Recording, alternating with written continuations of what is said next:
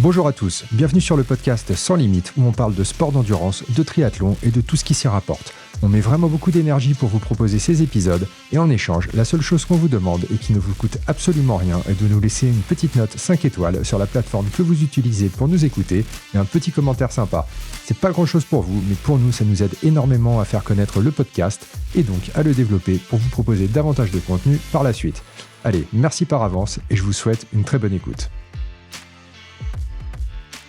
Bon, salut Rudy, ça fait plaisir de t'avoir sur le podcast. Salut Richard, écoute, c'est un plaisir d'avoir accepté ton invitation. Moi, je te suis comme je t'avais dit sur le Fun du Sport qui est devenu Hybride Podcast. À chaque vidéo, je suis ton parcours d'athlète amateur passionné et donc je suis toujours content d'échanger avec toi. Ça fait super plaisir, merci beaucoup. Et en fait, ça fait à peu près 1 an que tu m'avais invité sur ton podcast. Alors, j'ai tardé un petit peu à te rendre l'invitation parce que, comme je t'avais dit, j'avais encore l'espoir à l'époque de pouvoir faire des choses quand justement j'avais des invités en présentiel. Et au final, je me suis rendu compte que c'est quasiment impossible si on veut tenir un planning qui ressemble un petit peu à un vrai planning. Donc, on se retrouve à se parler maintenant. Je mettrai d'ailleurs le lien dans la description pour ceux qui n'ont pas encore écouté ce podcast-là. C'était vraiment une discussion super sympa. Et du coup, j'aurais bien aimé faire ça avant. Je pense que l'avantage, c'est qu'il y a quand même pas mal de choses qui se sont passées de ton côté d'ici là. Et donc, ce podcast, en réalité, j'aimerais bien qu'on parle, avant de parler un petit peu plus d'actualité, peut-être connaître un petit peu ton parcours, que tu puisses expliquer un petit peu ce que tu as fait, parce qu'au final, ça fait un petit moment que tu es là, tu es un des pionniers quand même sur les réseaux. Donc ça va être vraiment super intéressant d'avoir ton expérience. Tu as une chaîne YouTube sur laquelle tu partages beaucoup de contenu, il y a beaucoup de valeur là-dessus. Tu as également ton podcast donc sur lequel tu m'avais invité, mais tu es également coach. T'es entrepreneur, t'es auteur également, et depuis peu, donc t'as publié un livre sur l'entraînement hybride qui est consacré essentiellement à l'Aerox, et ça j'aimerais beaucoup qu'on en parle également. Tu as une salle de sport, tu as une marque de nutrition, bref, t'as plusieurs casquettes, et j'aimerais vraiment qu'on puisse creuser un petit peu tous ces sujets dans ce podcast-là. Mais avant tout, pour les auditeurs qui ne te connaissent pas encore, est-ce que peut-être tu peux te présenter en quelques mots, s'il te plaît? Tu m'as déjà pas mal présenté, mais pour la faire rapidement, ceux qui me connaissent pas, souvent j'aime bien résumer en disant que je suis le pionnier du coaching en ligne en musculation. Donc j'ai ouvert le tout premier site de coaching en 2006 à distance, donc avant ça n'existait pas. Et c'est pas moi qui ai eu spécialement l'idée, c'est les gens qui avaient beaucoup de demandes suite à mes nombreuses interventions sur les forums de musculation, donc avant les réseaux sociaux. Et par la suite, j'ai ouvert le site Super Physique à destination des pratiquants de musculation sans dopage. C'est surtout ça qui m'a fait connaître parce que c'était en 2009 et c'était il y a 16 ans. Et il y a 16 ans, il n'y avait pas beaucoup de contenu. Et donc, j'étais pratiquement le seul à faire des vidéos, à faire des articles, à faire des podcasts. Et chaque contenu que je postais, en exagérant, que je publiais, était attendu. C'était un peu quelle est la suite cette semaine, de quoi il va nous parler. Et donc, de fil en aiguille, ça m'a amené à plein de projets que tu as décrits. Et donc, cette passion m'a pas trop lâché. Maintenant, je suis plus uniquement, on va dire, dans la musculation pure et dure. Je me suis ouvert à plein de champs, à plein de domaines, dont notamment le fait que j'ai sorti aujourd'hui le seul et unique livre francophone sur l'Irox, un vrai livre, un vrai pavé, dont on reparlera sans doute, où j'ai vraiment tout mis là-dedans. Et aujourd'hui, je me spécialise plus dans la musculation, on va dire longévité, même si j'ai entendu dans ton dernier Q&A que tu voulais pas faire de musculation, en tout cas à la salle. Mais je me spécialise un peu là-dedans parce que vieillissant, même si j'ai pas encore 40 ans, je suis juste avant, je commence à m'y intéresser parce que je vois bien que quand il fait pas attention, le vieillissement, c'est faire le deuil de ses capacités et j'aimerais en faire le deuil le plus tardivement possible. Ouais, non, je te comprends. En fait, c'est des sujets, quand tu parles de vieillissement, bon, moi j'ai 45 ans, toi tu as dépassé la quarantaine. Si Pas je ne me encore, trompe pas 39, encore, 39. 39. Bon, Mais c'est ça pareil, de toute arrive, façon, c'est pareil. ça arrive.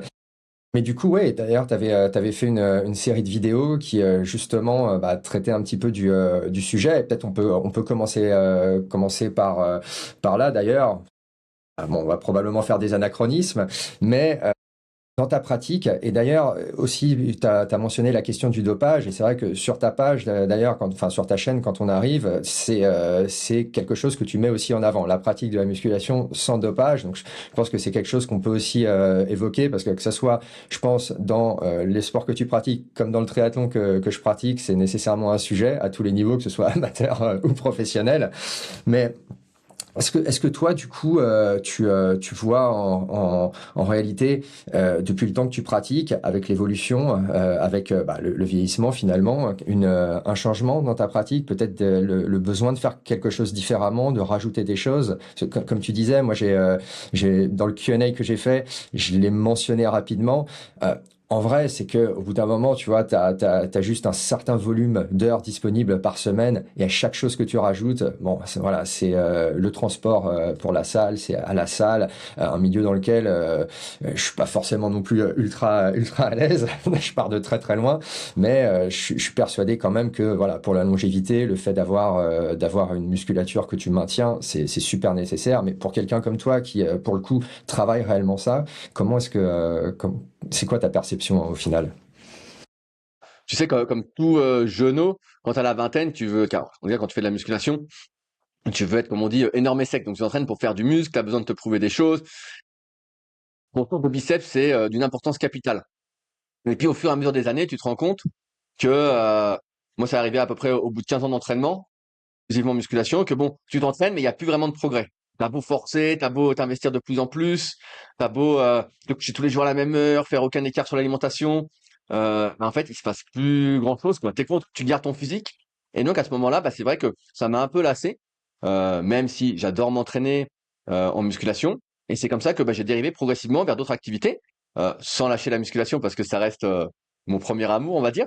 Où j'ai fait pendant des années j'ai fait du kayak. Donc je sais pas si tu avais vu ça, mais j'ai le site secretdukayak.org, donc qui est un site que j'avais fait parce qu'il y avait aucun contenu sur le kayak et j'avais plein de questions à poser. Donc j'avais fait le podcast Secret du kayak que j'ai animé pendant je pense 3-4 ans, où j'ai interviewé tout le milieu du kayak, les entraîneurs, les athlètes, des préparateurs physiques d'autres sports pour essayer de vraiment démystifier ce milieu. Et quand je suis arrivé au bout, pareil, à force de m'entraîner 6 à 10 fois par semaine en kayak, je suis arrivé à un plateau. Et le kayak, c'est un sport qui est malheureusement très marginal. Et donc, tu as très peu de personnes qui s'entraînent vraiment. Donc, je me suis retrouvé quand même tout seul. Il n'y a pas beaucoup de compétition. C'est et c'est pas le c'est pas le triathlon où tu vois, il y a quand même beaucoup de compètes, il y a un engouement, il y a plein de recherches. Il y a 3 sports en plus. Donc, quand tu progresses pas dans un, tu progresses dans un autre. Et là, j'étais arrivé un petit peu au bout. Et je m'entraînais la plupart du temps tout seul. Et donc, c'est comme ça que je me suis tourné de plus en plus vers, on va dire, ce qu'on appelle l'entraînement hybride aujourd'hui. Même si j'aime bien rigoler sur Instagram en disant je me sens athlète, parce que tout le monde se prend pour un athlète aujourd'hui. Voilà, C'est ton ça hashtag, j'ai vu que tu l'utilisais pas mal. ouais, je me souviens, puis je dis souvent que je bidouille. Parce que bon, souvent on se prend un peu trop au sérieux. Et j'aime bien dire, les gars, faut redescendre un peu. Et donc, j'ai commencé à faire un peu plus d'ergomètre. Moi, j'aime beaucoup le rameur, j'aime beaucoup le ski air, tout ça. Le rameur, j'avais fait une saison il y a très longtemps. Et en fait, vu mon gabarit, j'ai pas dit, mais je fais 1m95 et je dois faire 98 kilos à peu près. Donc en fait, j'avais quelques prédispositions pour le rameur, ce qui m'avait amené en 2020 à finir 4e mondial sur le rameur sur le 500 mètres. Donc ce qui était quand même pas mal. C'était pas mal. Sans m'entraîner de manière intelligente en plus, en n'y connaissant pas grand-chose. Et donc, je me suis beaucoup mis à ça, et donc ça m'a amené progressivement à m'intéresser à l'Aerox. Donc j'ai fait un Aerox en duo pro avec un copain en en avril 2025. Le temps passe vite. Et bref, et suite à ça, forcément, moi quand je fais une activité, j'aime bien vraiment comprendre l'activité. Vraiment, c'est un truc qui m'obsède un peu. Et donc, j'ai cherché des réponses. Et donc c'est vrai que même si là le bouquin hybride consacré à l'Aerox est vraiment sur l'Aerox, il n'empêche que dans une optique de longévité, avec les années, je me suis rendu compte qu'il valait mieux varier les activités que de s'acharner à faire les biceps 3 fois par semaine. Tu vois, faire les biceps 3 fois par semaine, ça rime pas à grand chose. Ça va bien t'user les coudes, tout ça, mais et les articulations mises en jeu, mais ça n'a pas trop de sens. Et donc, c'est vrai qu'aujourd'hui, avec les années, mon entraînement a évolué vers une pratique un peu plus variable, même si j'ai tendance, je pense que c'est peut-être comme toi, comme beaucoup qui nous écoutent, quand tu aimes quelque chose, tu as envie d'en faire plus, tu vois, tu as envie d'en faire plus, tu sais, tu es content, tu es dans le flow, tu es vraiment concentré. Et donc, des fois, je me dis, ah putain, t'en fais trop. Et je répète trop, souvent le même activité. Mais c'est vrai que, voilà, ce qui a vraiment changé, c'est la variabilité. Et Auparavant, j'étais vraiment obsédé par le physique. Aujourd'hui, c'est comme si j'avais atteint un physique en fait que je garderais presque tout le temps, vu que j'en ai fait pendant plus de 15 ans, et surtout dans mes jeunes années, ce qui compte un peu double. Et donc j'essaye de varier. Pareil, en vieillissant, bah, j'ai dû faire, je sais pas si tu le fais, mais pas mal, je passe pas mal de temps à me mobiliser, à m'étirer, à faire de la mobilité. Je suis obligé de faire tout ça parce que je veux faire tellement de choses que je me rends compte des limites que j'ai en fait. Je me rends compte, des fois, je veux faire, je sais pas, je veux faire du rameur, et là, je vois, ah, ma mobilité de cheville est pas dingue, donc je peux l'améliorer pour gagner un peu de trajet d'amplitude devant. Donc, en fait, comme tu l'as dit, en fait, c'est un volume horaire. Après, comme moi, c'est pas du triathlon, je passe pas des heures et des heures à faire du vélo. Donc, tout ce temps-là est mis à contribution ailleurs. Je crois que tu dis, on en avait parlé dans le podcast qu'on avait fait ensemble, mais si tu as une semaine à 15 heures, toi, en conciliant 20 heures, 15 ou 20 heures à concilier les trois pour toi, bah moi, je vais peut-être avoir dans ces eaux-là aussi, dans les 15-20 heures, mais il y a des séances, genre quand je fais mobilité, ça peut me prendre 1 heure, mais bon, j'appelle ça de l'entraînement, mais c'est pas l'entraînement où tu transpires, tu vois, c'est pas la séance sur rameur, sur skiac, sur bike erg, ou... c'est une séance qui fatigue certes nerveusement, mais où tu dis, bon, bah, je me sens bien. Ouais, je comprends. Bah, en réalité, je me retrouve quand même dans ce que tu dis par rapport à voilà le fait de pousser dans quelque chose. Et c'est vrai qu'au début, bah, je pense que quand tu veux vraiment progresser, que tu veux vraiment chercher à exceller dans quelque chose, t'es obligé d'avoir un focus particulier. Et si en fait ton focus c'est voilà le développement, la croissance musculaire, et autres, nécessairement ton focus il est sur ça, comme moi sur le vélo, natation, course à pied. Et c'est vrai que le reste, t'as l'impression que ça va pas directement contribuer à ça. Ça peut aider, et long terme, clairement, ça aide, mais sur le coup, tu te dis que voilà, ton quota horaire, il est peut-être mieux alloué à percer vraiment le domaine plutôt que de te voilà, et t'éparpiller un petit peu sur d'autres choses. Mais je comprends aussi ce que tu dis parce que au final, moi, c'est assez répétitif, même si c'est 3 sports. J'ai quand même l'impression de semaine en semaine de faire la même chose. Alors, ça va varier en intensité, ça va varier en volume. Je vais essayer pour pas devenir fou de faire quand même des séances qui vont un petit peu être différentes, mais ça reste au final le même mouvement. On essaie juste d'introduire un petit peu de variation. Et je pense que c'est pareil de ton côté. Mais comme tu dis, si t'aimes ça, c'est quelque chose Ah, qui, c'est dur, tu vois, c'est c'est comme dur. quand tu joues d'un instrument, tu vois, c'est répétitif, mais c'est le seul moyen de le maîtriser. Et je pense que au niveau du sport, si tu veux vraiment, euh, voilà, aller quasiment au maximum, je pense que, enfin, en tout cas, clairement, moi, j'arriverai jamais. J'ai commencé trop tard, je pense, au maximum de mes capacités, mais en tout cas, pousser jusque là où tu peux. C'est assez difficile voilà d'avoir une amplitude de pratique, et je pense que c'est un petit peu naturel de se focus sur quelque chose. Après alors la mobilité, honnêtement, il faut que j'en fasse plus. D'ailleurs, je vais sortir une vidéo dans pas longtemps sur C'est ça. vrai? Ouais, Énorme. parce qu'en réalité, après mon accident au Texas, je me suis rendu compte que enfin voilà, j'étais vraiment une trompette à ce niveau-là. Ça n'allait pas du tout, c'était pas possible. Et quand j'essayais justement de me remettre un petit peu, j'ai fait du pilates et je me suis dit, bah, c'est pas possible. Il y a des mouvements, j'arrivais pas à les faire en fait, tout simplement. C'est pas que je le faisais mal, c'est que ça n'allait pas. Et je commence à prendre conscience aussi que ça fait partie en fait de la durabilité. Tout comme la musculation, ça fait partie de la durabilité. Jusqu'à présent, moi je me disais, bah, le fait de voilà forcer un peu à la piscine, bah, ça va muscler le haut du corps. Le fait de forcer un peu sur le vélo ou en course à pied, ça va muscler le bas du corps.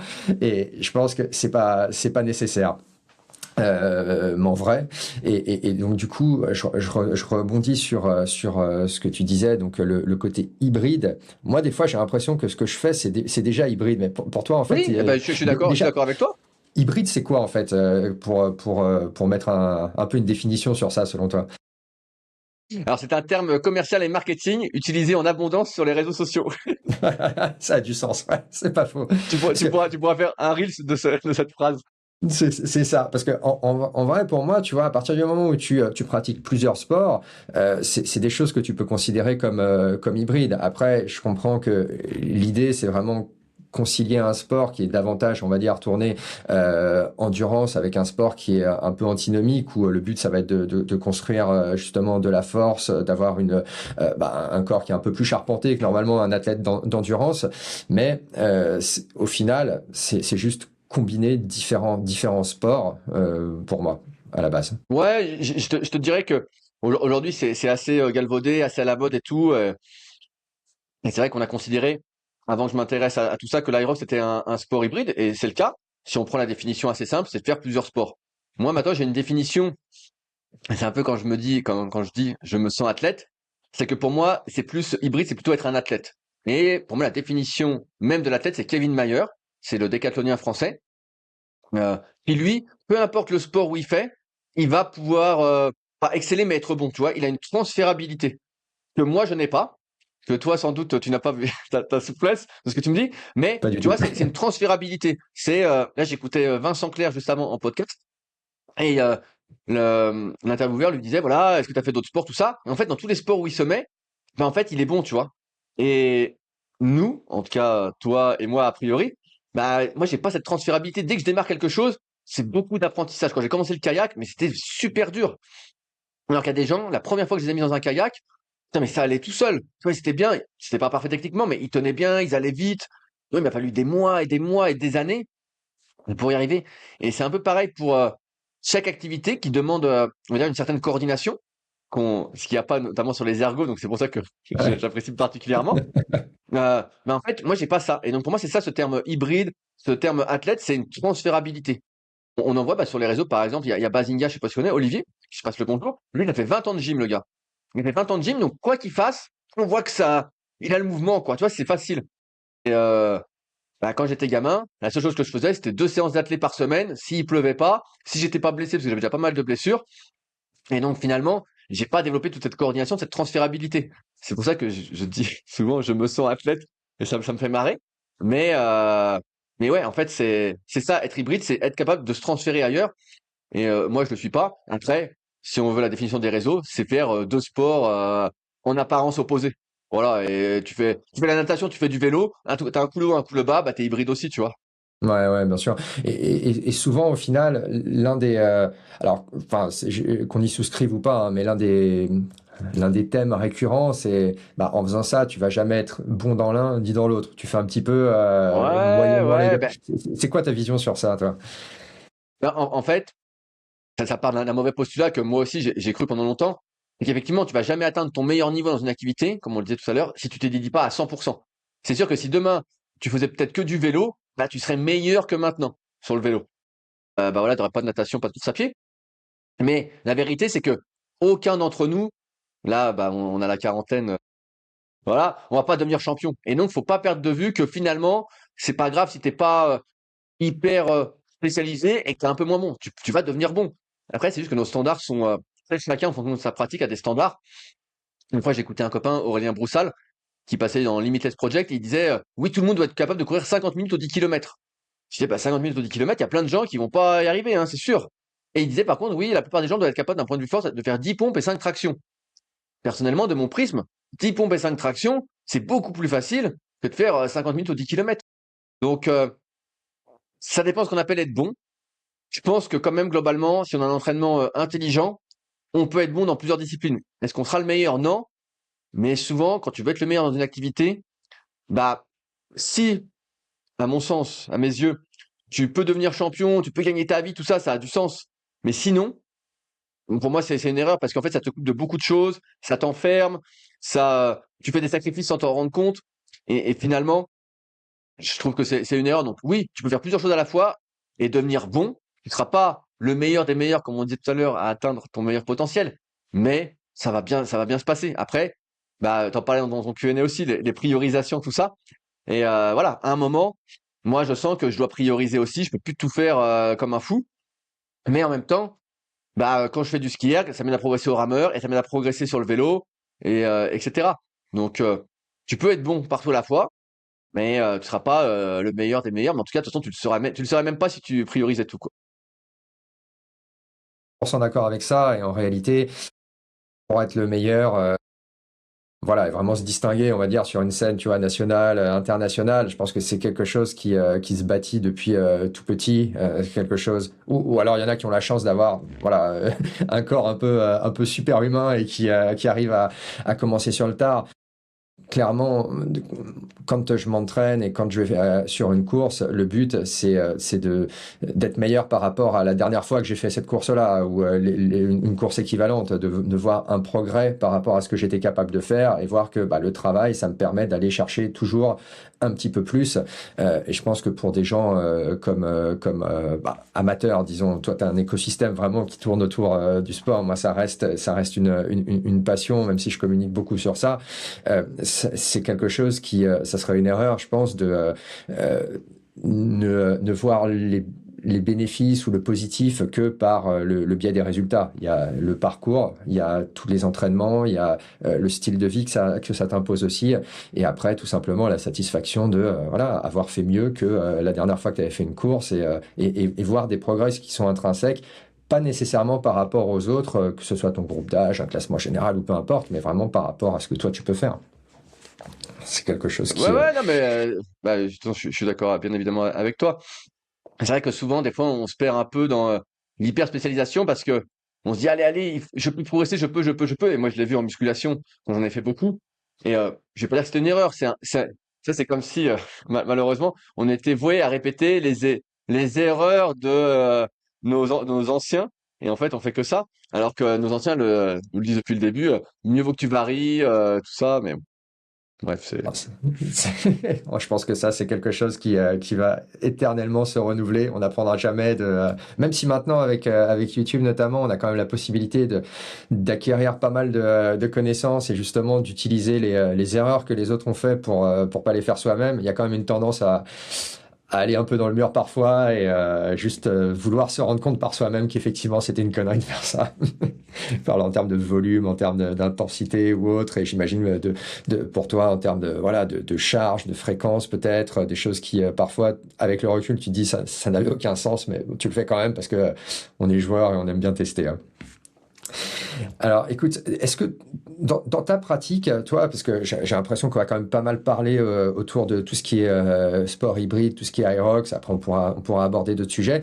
Est-ce que dans ta pratique, c'est assez récemment finalement que tu t'es tourné vers tout ce qui peut être cardio, ce qui peut être un petit peu plus endurance, alors pas force en tant que telle, ou est-ce que tu as toujours quand même maintenu un côté finalement hybride sans le dire, et à côté de ton travail vraiment de force, t'avais tu cours un peu, Non, tu mais faisais un petit alors peu pas de... du tout, pas du tout. Justement, en fait, comme je disais, pendant 15 ans, j'ai été vraiment omnubilé par la prise de muscle et la prise de force. Donc jusqu'à organiser des compétitions pour les pratiquants naturels de musculation. Il fallait faire par exemple un max de répétition à 100 kg de développé couché ou un max de traction à 20 kg de lest. Donc, je simplifie pour le podcast, mais donc moi j'étais vraiment omnibulé par ça et il fallait surtout pas faire de cardio. En fait, je voyais l'activité cardiovasculaire comme une fatigue supplémentaire à côté de mes 5 séances de 3 heures à la salle, ou même aller marcher la veille des cuisses. Je me disais, bon, est-ce que je vais marcher ou pas, sachant que demain j'ai la séance cuisse. Donc non, en fait, j'ai vraiment remis un pied dans le cardio. C'est comme je disais, j'ai fait un peu d'athlétisme gamin. J'ai arrêté, j'avais dû avoir 14-15 ans, pour le peu que j'avais pu faire avec les blessures. Mais je me suis mis vraiment quand j'ai fait le kayak, et c'est là vraiment que je me suis intéressé énormément au sport d'endurance, au développement de l'endurance. C'est d'ailleurs le premier article, ce que j'appelle un guide ultime que j'ai écrit, le guide ultime de l'endurance. J'ai fait le pavé des pavés des pavés. J'ai tout expliqué, tout ce que j'avais compris sur mon site rudicoya.com. Mais ouais, ça c'est 2017. Et après, vraiment, je me suis intéressé à l'endurance pour le kayak. Tu vois, ouais, depuis 2017, vraiment, et là, ça a vraiment pris un tournant, c'est 2020, après le Covid, où j'ai trouvé, entre guillemets, un entraîneur de kayak, un copain, Chris, je pense pas qu'il écoutera, mais qui m'a entraîné, entre guillemets, fait mes plans et tout pendant 3-4 ans en kayak. Et là, ça a vraiment pris une autre dimension d'un point de vue cardiovasculaire. Après, c'est aussi un des regrets que j'ai, c'est d'avoir commencé si tard les activités d'endurance, parce qu'on sait bien que tout ça, ça se développe surtout essentiellement quand tu es jeune. Mais Ouais. quand tu démarres et tu as déjà passé la trentaine, sachant que la VO2 max, t'as pas une marge de manœuvre, en tout cas, ta consommation maximale d'oxygène, même si elle n'est pas corrélée énorme à fond sur tes efforts de longue distance. Moi, je fais quand même des efforts qui sont assez courts, hein. Je fais des 5 km au ski air, des 10 km. C'est quand même assez corrélé. Bref. Et en fait, j'ai pas développé quand il fallait la développer. Et ma marge de manœuvre, tu vois, aujourd'hui, j'ai l'impression que, malgré tout le volume que je fais, je suis pas loin du max de mes capacités cardiovasculaires. Alors, il y a plusieurs façons de progresser, hein. c'est soit j'augmente encore le volume, mais j'en fais déjà beaucoup, donc je me dis bon, est-ce que ça a du sens? Je suis pas sûr, d'un point de vue de la vie que je souhaite avoir. Et on dit que ma vie tourne autour du sport, mais en fait, je passe beaucoup plus de temps à écrire des articles, à faire des vidéos et des podcasts, et à coacher aussi en ligne, hein. Donc, je fais toujours ça depuis 2006, donc à m'entraîner. Ou sinon, faut perdre du muscle. Et là, c'est quelque chose qui est très difficile pour moi, parce qu'en fait, comme je disais, c'est un poids en fait 97-98 kilos qui est un peu ancré en moi. Donc, je peux perdre un peu, mais dès que je perds un petit peu, je sens que j'ai beaucoup moins d'énergie, je suis moins bien. Donc, comme tu le sais, les muscles consomment de l'oxygène et de l'énergie à l'effort. Et donc, si j'en avais un peu moins, tu vois, ça t'aide cardiaquement à être moins mort. Mais c'est difficile parce que je suis déjà pas mal sec. Après, j'ai un copain qui est un des meilleurs Français en Aerox, Alan Kao, qui lui a perdu 5-6 kilos. Il venait de la muscu, tout ça. Mais on voit que c'est difficile, hein. Il est super, super sec, vraiment pour courir plus vite. Et ce sera peut-être un de ses handicaps en plus pour atteindre le plus haut des plus hauts des plus hauts niveaux, même s'il est déjà très fort, même au niveau mondial. Mais ouais, je regrette de pas avoir fait de cardio en fait avant. Je pense que c'était une grosse, grosse erreur. Rien que de faire un petit peu, ça m'aurait vraiment permis d'avoir une VO2 parce que là, ma VO2 estimée est autour de 50. Donc, c'est pas foufou. Donc, c'est sûr que c'est très limitant. Mais bon, après, comme on disait, je vais pas devenir champion. Je fais du mieux que je peux. Et puis, on verra bien où ça mène. Le tout, c'est, comme on dit, de pas avoir de regrets. Ouais, non, c'est ça. Et après, comme tu dis, la VO2 max, voilà, c'est un composant. C'est sûr que c'est quelque chose qui peut aider à un certain niveau et pour un certain type d'effort. Après, je pense que j'ai jamais vraiment, si j'en ai fait, mais alors, il y a longtemps, et je pourrais même pas te dire le chiffre de test de VO2 max, mais en réalité, au quotidien, c'est pas du tout une métrique que je regarde, et même, enfin, pour le type d'effort que je fais, c'est relativement des efforts qui vont solliciter ce paramètre-là. Donc, c'est pas, je dirais que voilà, c'est quelque chose. Ça fait bien d'en parler, ça fait bien de dire qu'on a une VO2 max. J'avais vu Blumenfeld il y a pas longtemps qui avait fait un Oui, t'as test. vu, Le truc avec c'est 101, à mais bon, 101. je maîtrise pas je maîtrise pas tous les tenants et aboutissants, mais je vois des polémiques un peu, des choses qui sortent, donc j'ai pas creusé plus que ça. Mais bon, ce qui est sûr, c'est que les meilleurs des meilleurs des meilleurs ont une VO2 max, ont un moteur incroyable, de toute façon, dans tous les cas, et qu'il y a une grosse composante génétique, normalement entre 70-80%. Donc déjà, si t'as pas les bons parents, c'est déjà un peu plus compliqué. Ah, non, c'est clair. Puis bon, je pense que t'es 101, 105 ou je sais même pas si c'est possible. Je crois que c'était le mec qui a été testé le plus haut de toute façon. 92 ou 95, je pense que t'es quand même relativement solide Ah et ouais. normalement Ah tu. non, mais déjà, quand tu vois des gens autour de 65-70, c'est déjà pas mal en fait. Vraiment, c'est déjà des grosses, Ouais. grosses VO2. C'est juste que on se compare là au meilleur, donc on se dit voilà, c'est nul. Mais faut se dire que, je crois, les chiffres officiels, c'est que si tu as moins de 35 de VO2 max, commencer à monter plusieurs étages d'escalier, ça devient compliqué. Tu vois? Ouais, Donc ça c'est je pour ça qu'on peux. dit qu'il faut travailler sa VO2 et son cardio dans une optique au moins de longévité pour avoir une petite marge de sécurité, être un peu au-dessus. Parce que comme je disais, le vieillissement va te voler une partie, quoi. Ouais, non, non, c'est clair. Et toi, du coup, depuis que tu travailles vraiment plus, donc avec le kayak notamment, et par la suite, quand tu as après commencé à envisager un petit peu l'Aerox et ce genre de choses-là, l'endurance de manière un petit peu plus présente, je dirais, dans ta pratique quotidienne, est-ce que tu as ressenti voilà, quelque chose de différent par rapport à ton sport de base? Est-ce que tu as vu une sorte de complémentarité ou c'était vraiment au départ voilà, totalement antinomique et ça se met quand même petit à petit en place? Parce que c'est un risque, par exemple, lorsque moi j'envisage de faire un peu de renfo ou de muscu, je prends assez rapidement finalement, et en fait je me rends compte que ça, forcément c'est du poids en plus et c'est pas nécessairement super utile, ne serait-ce que pour être aéro sur le vélo et après à déplacer en course à pied. Mais toi c'était quoi ton ressenti sur ça? Mais ça a mis quand même des années, comme tu dis, ça a mis des années avant que je ressente vraiment les bénéfices. Et au début, ça m'a rajouté de la fatigue, parce que comme tout débutant, j'ai démarré trop vite, hein, c'est le truc, hein. On n'a pas couru depuis des années, mais tu redémarres direct par un footing de 45 minutes, donc t'as mal partout. Donc, pareil, quand j'ai acheté un bike erg, le vélo concept 2, au début, il était chez moi, donc j'en faisais tous les jours. Je me disais, je fais tous les jours 30-40 minutes.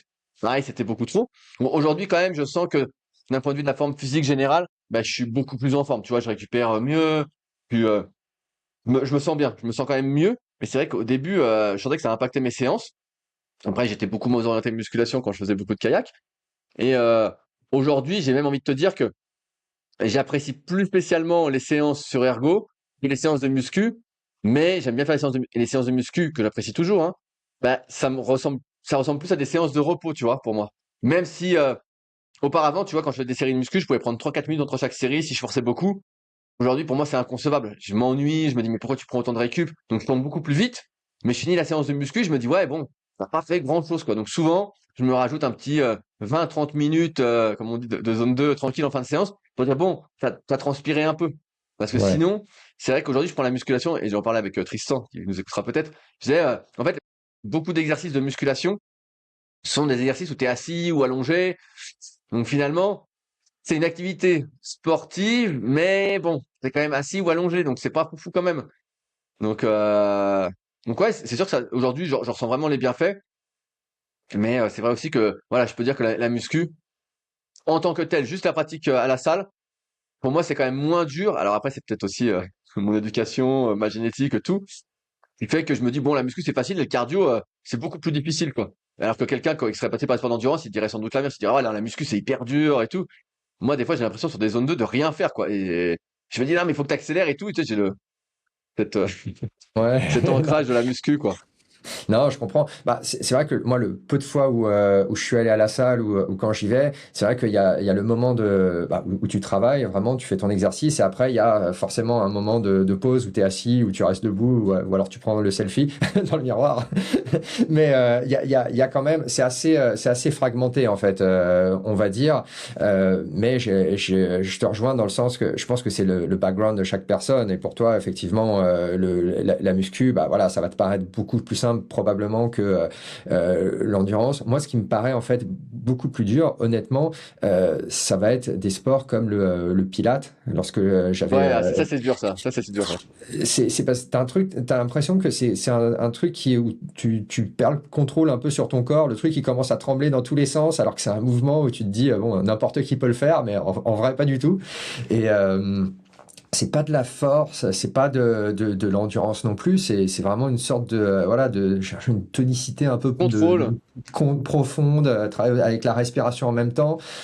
Vraiment pas facile. Et je pense que, voilà, pareil, quelqu'un qui a fait du pilate à fond, tu le mets dans une salle avec toi, je pense qu'il va souffrir. On va courir avec un peu d'intensité, il va souffrir aussi. Et je pense qu'il y a ce côté spécificité au final qui joue. T'as une bonne base, donc tu vas pas non plus être totalement, tu vois, à la rue. Tu vas quand même avoir voilà, plus de facilité que quelqu'un qui se lève juste de son canapé, mais nécessairement, et heureusement d'ailleurs en un sens, il y a quand même des bénéfices à travailler quelque chose en profondeur, quoi. Et donc, tu fais du pilates actuellement? Tu fais quelques séances par semaine? Non, non, non, j'en ai Non. fait pendant 2 mois parce que bah, j'avais besoin en fait de remettre le corps un petit peu en condition avant de reprendre clairement l'entraînement et j'ai beaucoup aimé, mais c'était pareil, c'était par manque de temps, j'ai pas poursuivi. Il fallait y aller, il y a la séance, il faut revenir, tu reviens, t'es plié, donc quand tu veux remettre un petit peu un petit peu d'intensité sur le vélo, en course à pied ou même en natation, bah, tu sens que voilà, ça a travaillé, que t'es pas et je pense que c'est quelque chose pour en voir les vrais bénéfices. Alors moi, je les ai vus parce que sur le coup, ça m'a aidé, mais pour voir les vrais bénéfices, il faut que ça devienne en fait une routine et que ça s'inscrive en fait dans ton entraînement, tout simplement. Tu vois, comme si comme toi, rajouter de la course à pied, bah, j'imagine que ça crée une fatigue particulière. Donc, quand tu as ta séance de jambes, j'imagine que tu t'en rappelles peut-être de la séance de course avant. Et c'était un peu pareil pour moi. Et du coup, voilà, tout ça fait que bah maintenant je fais que nager, courir et pédaler et je rajoute un petit peu de mobilité quand même parce que il y a des fois et enfin les gens verront dans la vidéo mais c'est pathétique pour l'instant quoi. Il faut vraiment faire quelque chose. Ouais, ce qui est difficile, tu vois, comme tu le soulignes, c'est de trouver le bon dosage pour que les activités s'entremêlent et que t'aies pas les contre-coups. Parce que, comme tu l'as dit, si tu fais de la muscu demain, tu t'y mets un peu, tu vas sans doute trop forcer et avoir des courbatures qui vont t'handicaper sur les autres activités qui t'intéressent. Et tu vois, c'est ce qui s'est passé quand j'ai commencé l'activité cardio globalement. C'est que tu te mets à courir, puis en fait, tu as des courbatures au mollet, ça te fait même des courbatures au cul parce que t'es pas habitué au choc. Et tu te dis, bon, bah, en fait, t'as l'impact que ça fait, tu t'attendais pas à ça. Et à chaque fois, on a du mal à trouver le bon dosage. Alors, avec le temps, maintenant, on arrive à trouver, mais en fait, on se dit, bah, en fait, il faut presque rien faire, quoi. Vraiment, il faut presque rien faire au début et monter vraiment très, très, très doucement. Parce que bon, comme on prend en exemple ce qu'on voit un peu partout, en fait, c'est déjà beaucoup trop si t'as jamais fait l'activité en question. Clairement, clairement. Bon, tout ça, ça nous emmène un petit peu peut-être vers ton livre. Donc, j'aimerais bien qu'on parle un petit Ce peu parce que magnifique livre, je l'ai préparé, regarde, il est là. ah, super, super. Alors déjà déjà bravo parce que on voit l'épaisseur et donc ça représente quand même un travail, je pense très très très conséquent et j'aimerais bien que tu nous en parles un petit peu de comment, voilà, tu vois, l'idée t'est venue et comment est-ce que tu as travaillé pour le faire.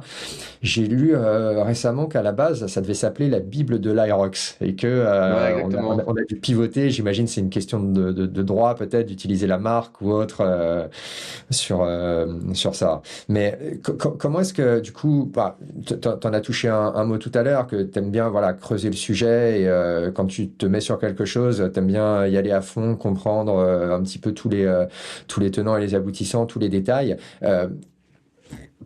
Voilà, pour quelqu'un qui se met à cette pratique-là, comment est-ce qu'on en vient en fait à vouloir du coup écrire un livre en plus de s'y mettre déjà? Ouais, bah, alors moi, c'est mon 6e livre, tu vois. Donc, c'est pas le tout premier. Le tout premier livre papier que j'ai fait, ça doit être 2017 ou 2018.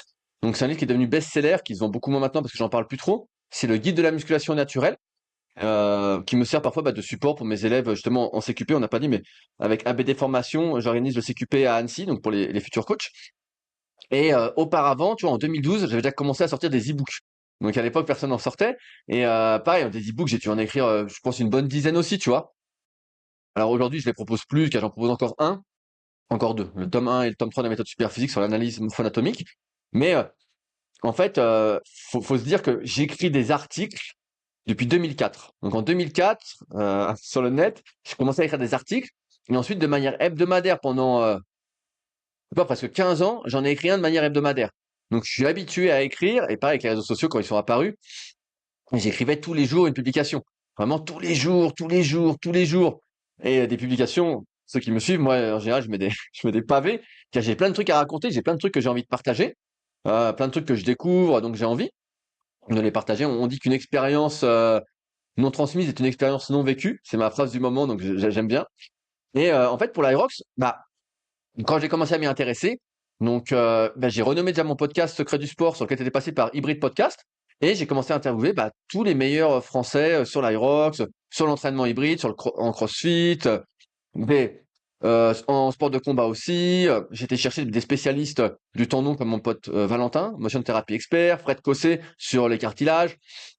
Ouais, j'ai vraiment investigué le sujet. Et donc, au début, j'ai écrit un article qui s'appelle le guide ultime. Moi, j'aime bien appeler ça guide ultime à chaque fois. Mais le guide ultime Irox, et qui est un article monstrueux. Pour ceux qui veulent aller voir, c'est gratuit.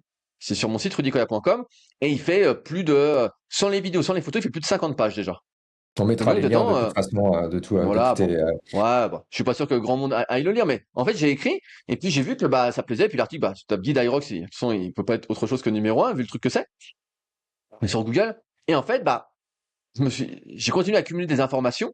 Et à un moment, tu vois, j'écris. Je dis, bon, c'est bien l'article. Mais il faut savoir que sur le net, je peux donner des stats.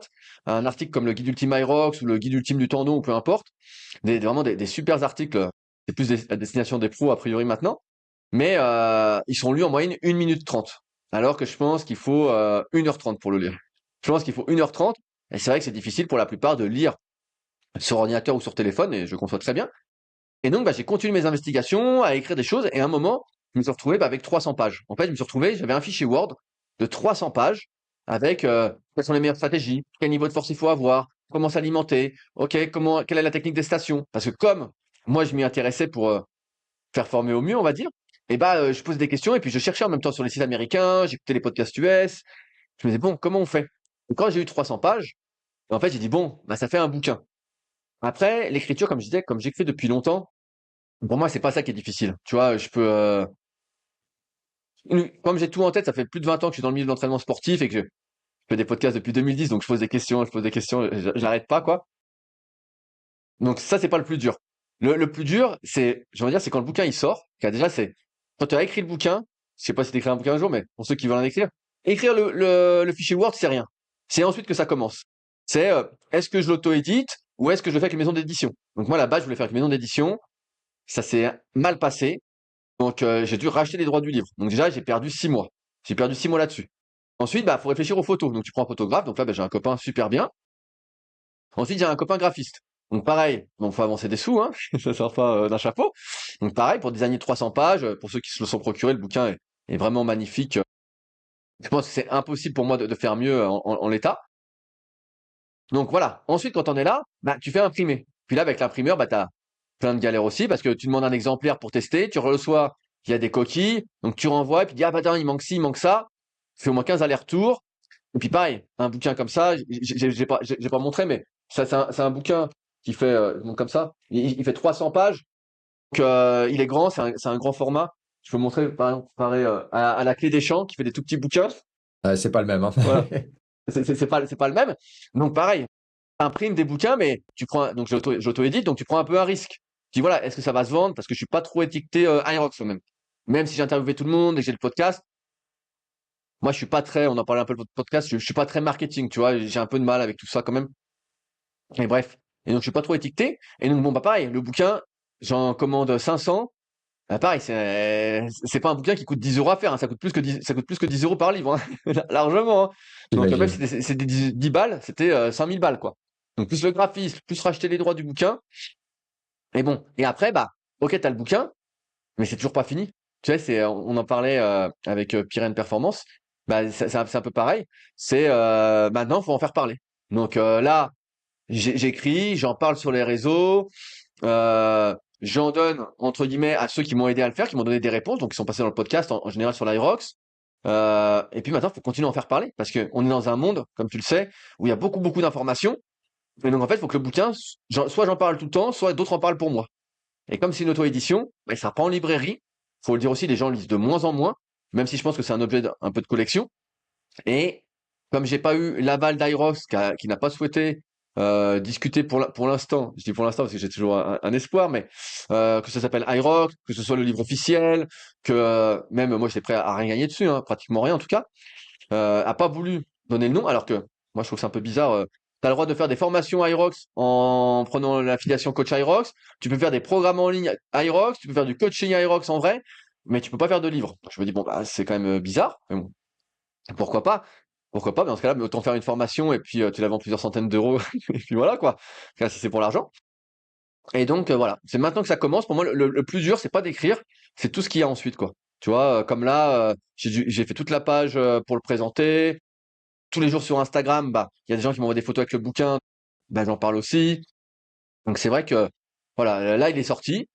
Pour l'instant, les ventes sont ce que j'attendais, entre guillemets. Tous les jours, je fais des enveloppes, donc on voit pas, mais j'ai plein d'enveloppes sur ma table. Je vais tous les jours à la Bah, c'est bon poste. signe, ça. C'est bon signe. Ouais, c'est bon. Alors, je peux donner aussi pareil des trucs que je découvre.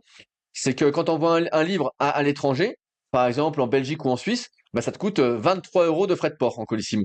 Donc tu vois, là, tu te dis bon.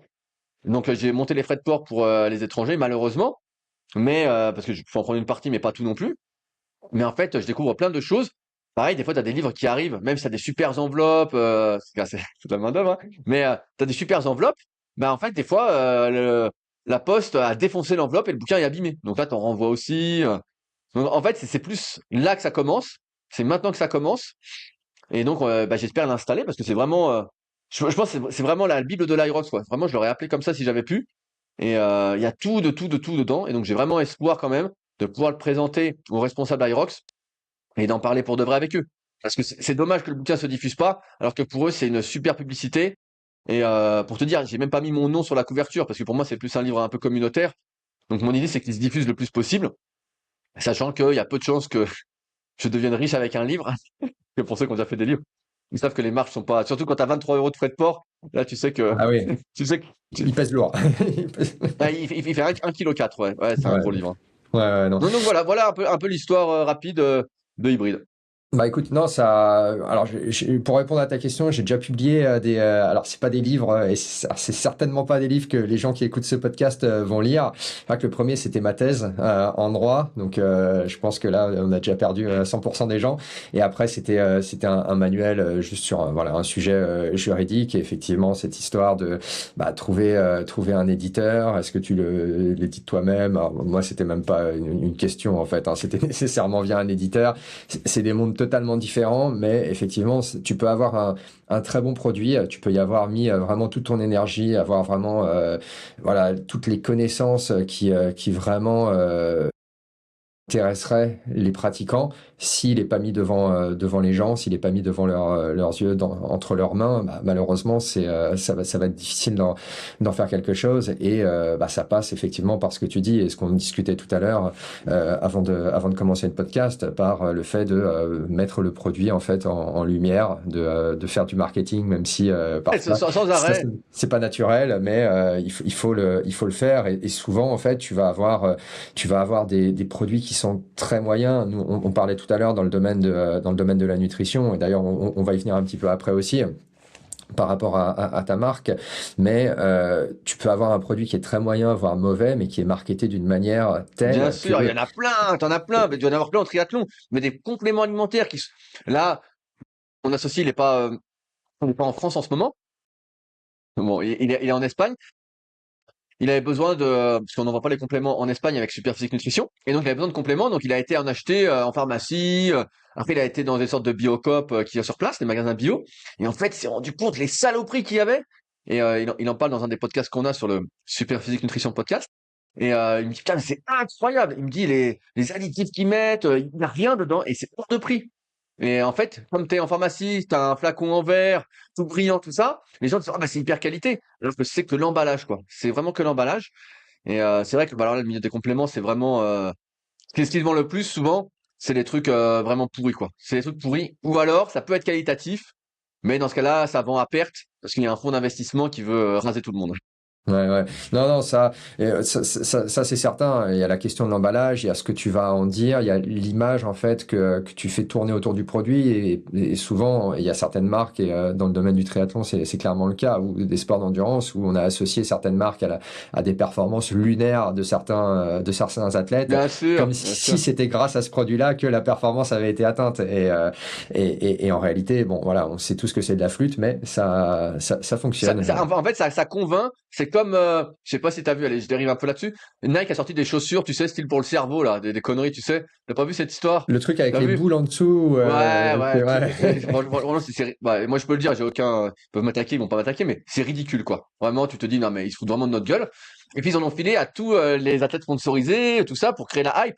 Et forcément, ils ont bien fait le truc. Ils ont fait exprès à mon avis, d'avoir un petit stock, pour que ce soit en rupture de stock, pour que les gens s'inscrivent, pour générer de la demande, etc.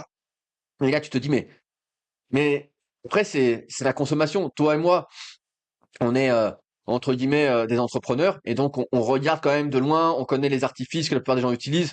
J'ai lu, je sais pas toi, mais des dizaines de livres sur la manipulation, les nudges, la communication. Donc je vois les artifices qui sont utilisés pour essayer de me donner envie et donc j'arrive à ne pas succomber. Mais c'est vrai que si t'as pas tous ces outils-là, ben en fait tu peux vite tomber dedans. Tu dis bah oui, alors un tel, il court avec ça ou il a tel vélo. D'ailleurs j'ai entendu que tu voulais changer de vélo peut-être, tu te tâtes, mais J'attends le prochain mais vrai. canyon, moi. Mais voilà, mais ouais, tu vois, en fait, les compléments ou même les bouquins. Alors là, tu vois, le bouquin, moi, je suis un peu connu dans le milieu de la musculation, donc c'est bien. Dans l'aéro, je suis pas trop connu. Donc, pareil, Ça va venir. bah, j'espère. Là, j'ai vraiment tout mis dans le bouquin. Donc, mais pareil, c'est un travail. Je te reparlerai en antenne parce que j'ai des anecdotes de fou. Où pareil, je réfléchis à faire des partenariats avec des gens qui sont un peu connus. Et des fois, on me demande des sommes incroyables. On me dit, non, mais je dis, mais attends, c'est un livre. Je dis, moi, faut pas payer. En fait, ça n'a pas de sens. Ça n'a pas de sens. Ouais, Mais ouais. ouais, Ah, c'est pour ça, ouais, souvent, les compléments, c'est un sacré milieu, quoi, aussi, ouais. ouais, mais je pense que souvent la perception en fait dès que tu mets un produit sur le marché, la perception des gens c'est que t'es refait, t'es totalement blindé, que le truc génère des millions. Euh, c'est pas nécessairement le cas, c'est pas nécessairement le cas pour tous les produits ni à n'importe quel stade du développement d'une marque. Donc non non, je te rejoins sur Non, ça. ce qui est triste, tu sais, c'est qu'en fait, c'est une histoire aussi un peu d'argent. Tu vois, malheureusement, comme je disais, il y a beaucoup de fonds d'investissement derrière des grosses marques de compléments alimentaires françaises qui, en fait, balancent des sous, des sous, des sous, des sous, des sous pour augmenter le CA pour revendre ensuite plus cher. Tu vois, tous les 3 à 4 ans. Et donc, moi, j'en connais pas mal de marques qui ont fait ça. Et en fait, quand t'as pas d'argent, bah tu ne peux miser. Et en tout cas, moi, c'est ce que j'ai essayé de faire depuis ces presque 20 dernières années avec le coaching ou autre. C'est sur la confiance, en fait. Tu essaies de faire les choses bien et les gens ont des résultats et ils sont contents de ce que tu fais et ils vont en parler un petit peu. Et donc, ils vont être, entre guillemets, plus fidélisés et ils vont en parler. Et donc, certes, c'est pas la philosophie actuelle du monde capitaliste, mais je te le disais, ça suffit largement en tout cas, pour pour être bien, pas pour être riche, mais pour être bien. Et bon, finalement, ça va. Bah, non, je te rejoins sur ça. Et puis, tu as quand même créé une communauté solide qui voilà, te fait confiance, te suit, sert aussi finalement d'ambassadeur un petit peu pour ton approche, pour tes produits. Et je pense que c'est quelque chose qui est beaucoup plus valorisant au final que de payer voilà, des ads sur Google, sur Meta, peu importe. Même si, effectivement, je pense que quand tu veux passer un certain palier, quand tu veux vraiment voilà, scaler à un certain niveau, bah, malheureusement, c'est le game et c'est quasiment impossible de faire autrement au final. Non, mais ouais, ouais, en fait, comme on disait, moi, là, en ce moment, je teste un peu les ads sur Instagram pour le bouquin. Parce que je trouve que la vidéo que j'ai faite me ressemble bien, très humaine, très sincère, tout ça. Donc, je le teste. Après, c'est vrai que moi, j'ai jamais été dans cette optique aussi de payer, de faire des pubs. Je déteste les pubs. En fait, ça me rend dingue. Et vraiment, ça me rend dingue. Donc, j'ai enlevé toutes les pubs de mes vidéos YouTube. J'ai tout enlevé, j'en peux plus, quoi. Et donc, jamais payé pour ça. Et j'aime pas qu'on me force la main, en fait. Donc, mais c'est vrai que là, je m'y intéresse un petit peu pour le bouquin. Je regarde un petit peu, j'ai pas encore creusé, mais je me suis noté les pubs sur YouTube pour voir comment ça fonctionnait avec AdSense. Mais ce qu'il faut dire, c'est que, en fait, comme tout le monde fait de la pub, c'est de plus en plus cher, en fait. Et c'est pas dit que ce soit rentable. Déjà, je te prends un exemple sur les compléments, parce que nous, c'est une de nos problématiques, entre guillemets, c'est aussi un choix, hein. C'est que comme on a des prix qu'on a voulu accessibles, mais en fait, la marge n'est pas suffisante pour faire des publicités rentables. Pour se faire connaître, pour faire de l'acquisition, comme on dit, payante. En fait, c'est pas possible. Sinon, bah, on est en perte tout de suite. On est en perte tout de suite. Donc ça, c'était une stratégie aussi d'être accessible, tout ça. Et donc forcément, bah, ça limite, ça limite. Ça peut pas faire la croissance x3, x4, x5 comme ils font tous. Et voilà, on est même pas sur des multiples nous. Mais tu vois, c'est pareil, il faut se poser la question. Mais c'est des choses auxquelles je pensais pas quand on a créé la marque en 2017, par exemple, donc Super Physique Nutrition. Parce qu'en fait, nous, on voulait juste faire des compléments accessibles, qualitatifs, au plus grand nombre, pour lutter justement contre les marques qui mettent des prix indécents, qui te font payer en fait la publicité, les ambassadeurs qu'ils ont, les influenceurs. Je dis non, nous, on va pas faire tout ça. Donc c'était un parti pris, mais c'est aussi ce qui fait que beaucoup de personnes savent pas que j'ai une marque de complément. Donc pareil, tu vois, c'est des trucs à réfléchir, toi, avec Pyrène, justement, pour se dire, voilà, qu'est-ce qu'on fait? Qu'est-ce qu'on fait? Parce que finalement, après, c'est une philosophie. C'est une philosophie. Ça, c'est comme un entraînement, c'est des compromis. Bah là, c'est pareil sur l'entrepreneuriat. C'est qu'est-ce que tu es prêt à faire ou pas. Je sais pas toi, mais moi, tous les jours, il y a des gens qui me démarchent pour me proposer leurs services pareil. en tout genre. En tout genre. Et à chaque fois, tu sais, des fois, je donne suite pour voir ce qu'ils me proposent. Et je vois que c'est pas du tout ce que je veux faire, quoi. Je dis, ah non, mais alors là, je vois ce qu'ils veulent faire, hein, et je le vois très bien. Et je dis, mais moi, c'est pas du tout ce que je veux faire, en fait. Je préfère que ça marche. Alors après, je suis dans une position aussi, ça fait 20 ans, donc un peu confortable, financièrement, qui fait que j'ai pas besoin de tout ça. Mais c'est vrai que des fois, tu dis, ah ouais, putain, en fait, on en est là. Et c'est des réflexions à avoir, quoi, tu vois. Se dire comment je me positionne, qu'est-ce que je fais, quelle est ma cible et qu'est-ce que je vise avec.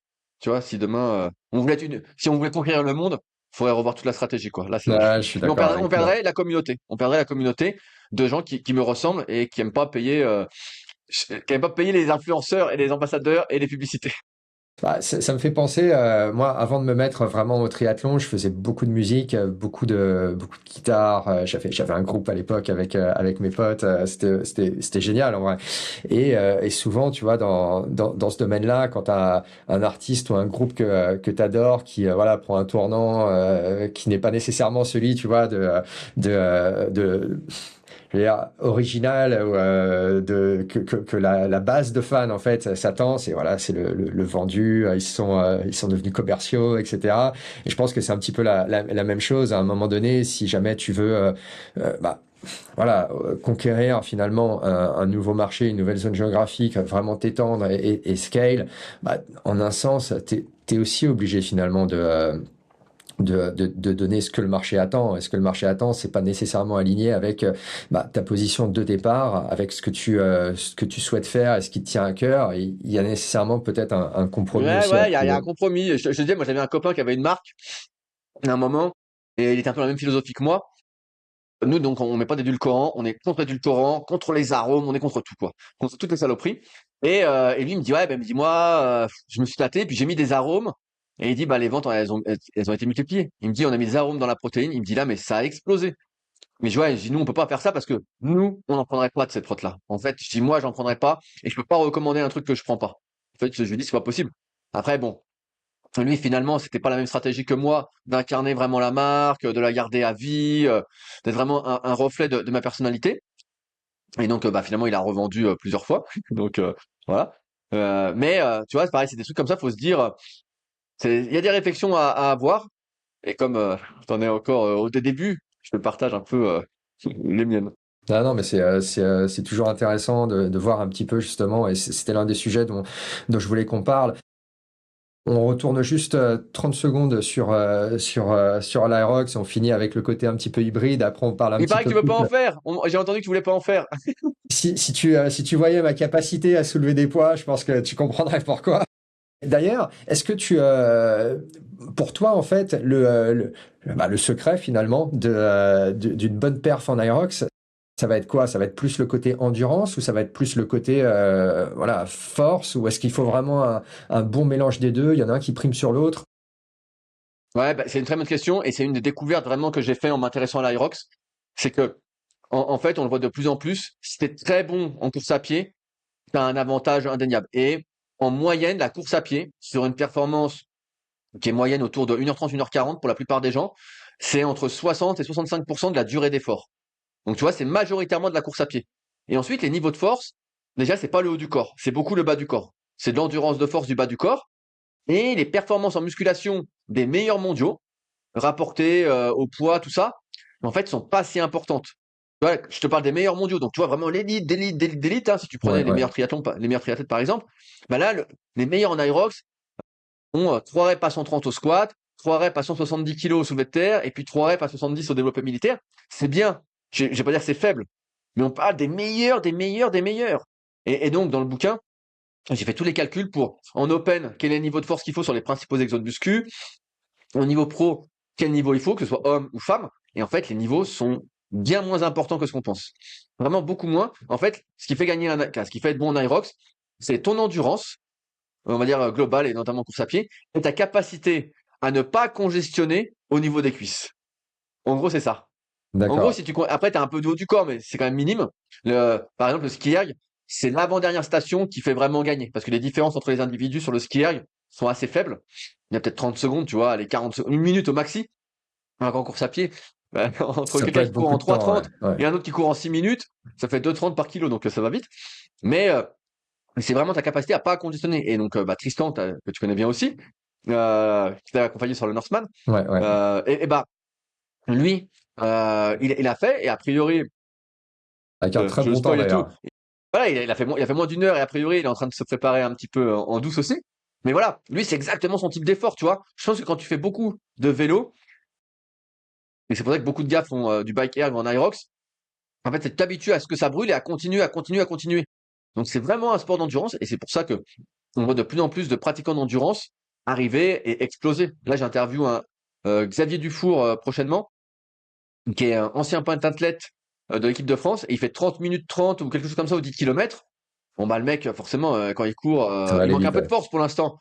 Mais vu les niveaux de force requis, comme on a dit tout à l'heure, il n'y a pas besoin d'être super bon, et c'est sûr que ça va venir. Tu vois, Ouais. il n'y a pas trop de doute. Ouais. Et ce qui m'avait surpris aussi quand je m'y étais un petit peu intéressé, c'est que le côté, enfin, quand tu vois ça de l'extérieur et d'un point de vue, voilà, totalement novice, il y a le côté un peu brut. Tu prends des trucs, tu les portes, tu tires comme un sauvage sur des sur des trucs. Et en fait, il y a quand même un côté qui est vachement technique au final, j'ai l'impression, Bien pour sûr, bah, performer. c'est comme chaque activité. Bah, sinon, je pense que tout le monde le sait. Quand tu as l'impression que c'est facile, en fait, c'est que c'est hyper, hyper technique. En fait, tu vois bien, c'est comme le vélo. Tu dis, ouais, je pédale. Non, pas du tout. Moi, j'avais interviewé François Pervis, qui était double recordman du monde à l'époque sur piste, je crois sur le 200 et sur le 1000. Et en fait, il avait un pédalage vraiment tiré, poussé, mais incroyable. Il me disait, moi, j'ai aucune déperdition pratiquement. Alors qu'il était beaucoup moins fort en muscu, mais sa technique de pédalage était incroyable. Et c'est pareil quand tu nages, tu peux dire, oui, bah, je fais du crawl, mais il y a faire du crawl et faire du crawl.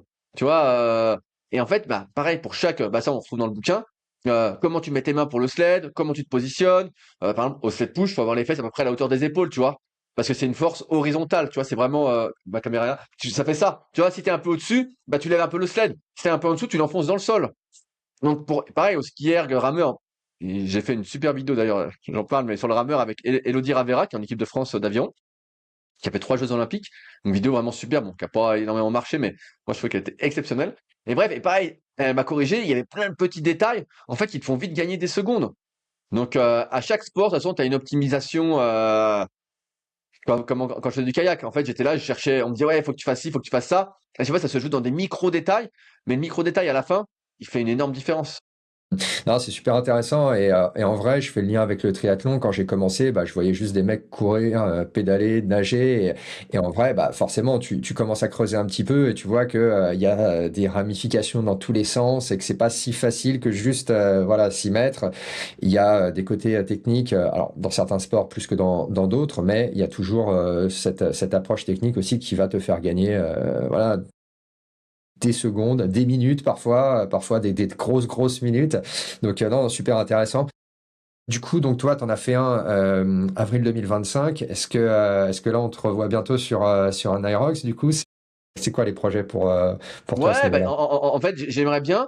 En fait, ce qui se passe, c'est que j'avais mal au genou depuis un petit moment et donc bah, j'ai forcé un peu dessus. Et en fait, je me suis fait une rupture partielle du tendon rotulien.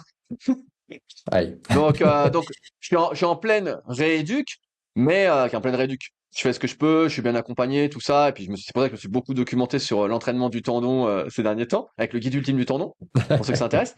Et bref, et donc là, je suis en pleine rééducation, mais un tendon, normalement, ça met un bon 6 mois à se refaire, tu vois, complètement. Et 6 mois, c'est une moyenne. Donc ça se trouve, c'est 9 mois ou 1 an.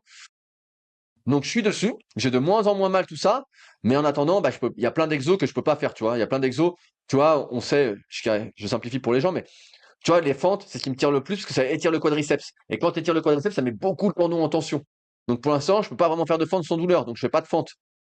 Chaque semaine, ça va de mieux en mieux. Bah tiens, j'ai un truc pour toi aussi. J'ai modifié mes réglages sur vélo il y a pas longtemps. Ouais. Et putain, ça m'a irrité le tendon quadricipital, tu sais, sous le genou. Ah, ça, c'est un truc avec le mouvement voilà, qui est le même pendant des heures parfois, Ah, si... ça m'a défoncé. Et après, j'ai dit merde. Et j'ai changé. Donc, j'ai monté de 2 crans sur mon vélo, donc sur mon backyard, donc ça fait genre 2 centimètres. Et j'ai changé de chaussure pour être plus à plat. Et ça m'a défoncé les tendons, quoi. Et on m'a dit, alors toi qui es un peu plus expert, on m'a dit qu'en gros, fallait monter genre de 1,5 cm toutes les semaines, quoi. Est-ce que, qu'est-ce que t'en penses? C'est difficile à dire. Honnêtement, moi, je pense que le mieux, et j'imagine, tu vois, à partir du moment où tu en fais de manière systématique et que ça, c'est quelque chose qui est assez fréquent et du coup va créer un stress, je veux dire, assez répétitif sur une partie du corps, je pense que ça vaut la peine, tu vois, de faire un bike fitting, tout simplement, y compris si c'est sur un vélo statique. Moi, je m'entraîne en intérieur, donc c'est exactement la même chose. C'est juste le vélo, il est différent, mais c'est la même chose. Et en fait, j'ai reproduit sur mon vélo en intérieur la même position que j'ai sur le vélo que je Ok. fais sur les courses. Et ça, c'était un bike fitting. En fait, c'était plusieurs bike fitting pour à chaque fois avoir les ajustements. Ouais. Parce que justement, le risque, en fait, c'est pas juste d'être inconfortable ou de pas aller vite, c'est de te blesser tout simplement. Et souvent, en fait, tu vas avoir des gens qui vont avoir une sale position sur le vélo. Alors, quand tu les vois comme ça, tu vois, ça a l'air tout à fait normal, mais c'est peut-être soit juste les cales, en fait, sous les chaussures qui sont mal placées. C'est peut-être la hauteur de selle ou tout un tas d'éléments, tu vois, qui vont créer une certaine contrainte, un certain stress, et ça va pas forcément créer une blessure à ce moment-là. Mais par contre, en course à pied, bah, vu que tu as déjà travaillé pas mal, tu vois, et de manière pas forcément super adaptée sur le vélo, là, tu vas te blesser. Et donc, ça a quand même une grosse relation, et je pense que peut-être pour toi, ça vaudra la peine aussi, si c'est Ouais, vraiment ouais, quelque bah, chose, tu vois. C'est c'est vrai que j'y pensais pas et tu fais bien j'ai bien fait de te poser la question. c'est un petit billet, mais au final, si c'est vraiment quelque chose, tu vois, que tu utilises, je pense pas que ça soit un truc qu'il faille juste régler comme ça, tu vois, à vue de nez ou en testant un petit peu, parce que tu as le risque, effectivement, que même si tu as l'impression que ça va sur le coup, ça commence à générer quelque chose qui, avec une autre contrainte, type course à pied, ou voilà, un effort que tu pourrais faire, va te provoquer une petite blessure. C'est pas, Ouais, ouais, non, ça mais peut t'as limiter, je raison, dirais. j'y pensais pas et je vais regarder à côté de chez moi comment ça s'organise. Je pense que j'aimerais bien qu'on retourne un petit peu sur la question de la nutrition. Ça m'intéresse au plus haut point. Et le côté business aussi avec Superphysique Nutrition. Donc, tu me disais, tu as créé ça en 2017. Et au départ, donc je te disais que lorsque je regarde ta page YouTube, il y a toujours la référence voilà, à une pratique sans dopage. Est-ce que c'était une conséquence justement de vouloir proposer des produits propres pour voilà, avoir une alternative comment est-ce qu'était venue un petit peu l'idée de proposer de créer ta marque de nutrition? Ouais, alors déjà, le créneau musculation sans dopage, il s'est un peu imposé à moi, dans le sens où j'ai été formé à l'époque, donc quand j'avais 16-18 ans, par des pontes, on va dire, vraiment de l'entraînement en musculation, de la force en France, comme Marc Vouillot, comme Jean Texier, qui étaient des gens qui étaient farouchement opposés au dopage. Et à l'époque, je me racontais beaucoup l'histoire de la méritocratie, il faut mériter ses progrès. Et donc, ça s'est imposé un peu naturellement à moi. Euh, qui fait que dès que je me suis positionné, mais sans y réfléchir plus que ça, hein, encore une fois très naturellement, mais en fait, Superphysique, c'était la musculation sans dopage, parce que les pratiquants dopés souvent donnaient des conseils ou faisaient des entraînements qui n'avaient ni queue ni tête pour les pratiquants naturels. Où on se disait, mais c'est pas possible. Ou ils disaient, ouais, je fais ci, et puis il était énorme. Je disais, mais je comprends pas. Tu sais, ça marchait pas pour nous. Mais bref, et donc comme on a appliqué avec des copains beaucoup de ces erreurs, beaucoup de ces conseils, j'ai tout de suite pris ce créneau-là sans forcément que ce soit une vraie réflexion marketing ou positionnement ou autre. La marque, en fait, elle part d'un postulat très simple, c'est qu'à l'époque, je trouvais pas ce que je voulais en termes de compléments. Donc, avec mon associé Fabrice, on s'est dit, bon, bah, on aimerait bien faire nos compléments, on aimerait bien trouver les compléments, en fait, que nous, on aimerait prendre. Et donc, c'est comme ça que c'est né. Moi, ça faisait très longtemps que j'étais dans le milieu de la musculation. Lui, il était encore avant moi, il a créé un des tout premiers sites en muscu en 99. Donc, pour te dire, ça nous rajeunit pas. C'est Et, clair. euh, et donc, bah, le plus difficile, comme tu t'en rends compte, bah, c'était d'avoir des minima de commandes suffisamment importants.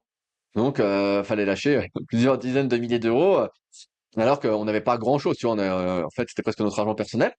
Et donc, c'est comme ça. En fait, on a créé la marque pour répondre à nos besoins.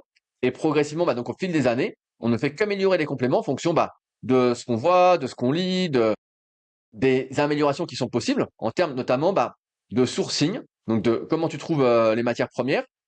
Donc c'est un peu le nerf de la guerre, ça. C'est un peu le nerf de la guerre pour tout C'est le pas monde. faux. Et ensuite, bah, d'avoir des compléments alimentaires les plus premium possibles. Parce que l'idée, comme je disais, c'est d'abord de pas s'empoisonner nous-mêmes.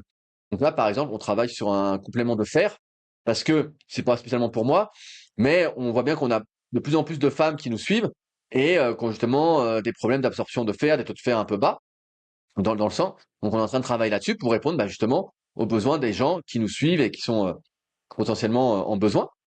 Donc c'est ça en fait.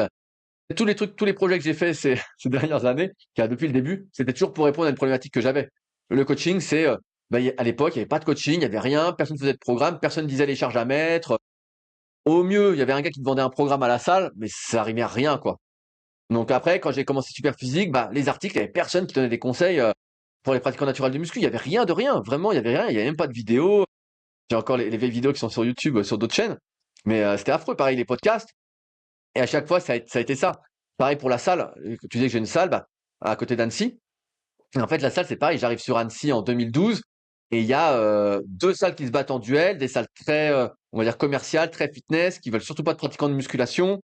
On me vend un abonnement, on me dit non, non, t'inquiète, ça va. Et en fait, le premier jour où j'arrive, on me dit ouais, mais attends, tu prends tous les poids.